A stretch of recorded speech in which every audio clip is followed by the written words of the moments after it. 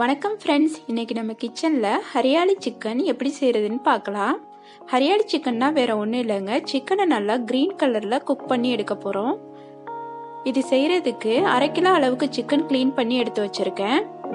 ஒரு பெரிய வெங்காயம், கொஞ்சம் சின்ன வெங்காயம் கட் பண்ணி எடுத்துக்கலாம். ஒரு மிக்ஸி ஜாரில் ஒரு கைப்பிடி அளவு புதினா, கொஞ்சமாக கொத்தமல்லி,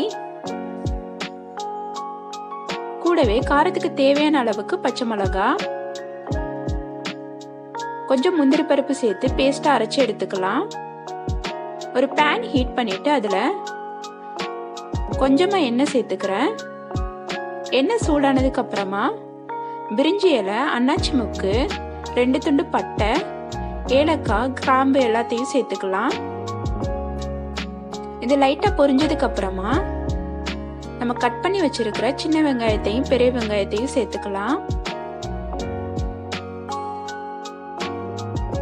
வெங்காயம் சேர்த்துட்டு இதை ஒரு 2 நிமிஷம் நம்ம லைட்டா வதக்கிக்கலாம்.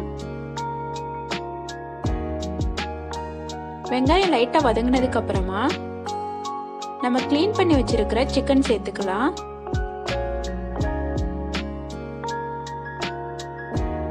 சிக்கன் சேர்த்துட்டு வெங்காயமும் சிக்கனும் இந்த எண்ணெயிலேயே நல்லா வதங்கணும்.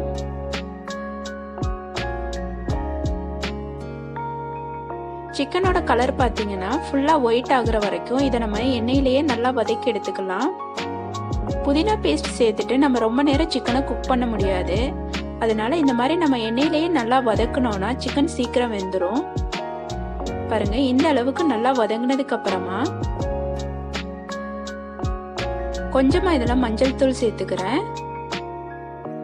1/2 டீஸ்பூன் ஜீரகத்தூள், 1 டீஸ்பூன் கரம் மசாலா, கூடவே 1 டேபிள் ஸ்பூன் அளவுக்கு இஞ்சி பூண்டு பேஸ்ட் சேர்த்துக்கிறேன். இதோட பச்சை வாசனை போற அளவுக்கு இதை நம்ம நல்லா வதக்கிக்கலாம்.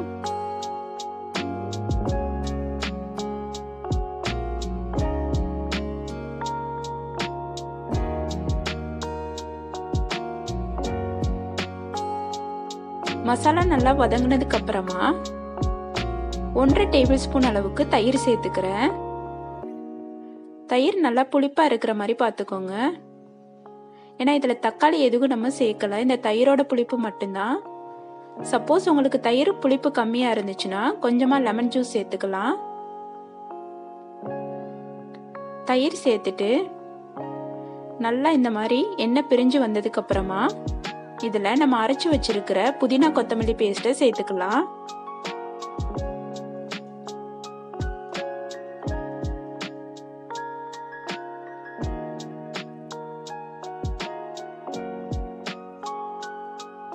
இதை லைட்டா நம்ம வதக்கிட்டதுக்கு அப்புறமா கொஞ்சமா தண்ணி சேர்த்து வேக விடலாம். கடைசியா இதுல நான் உப்பு சேர்த்துக்கிறேன்.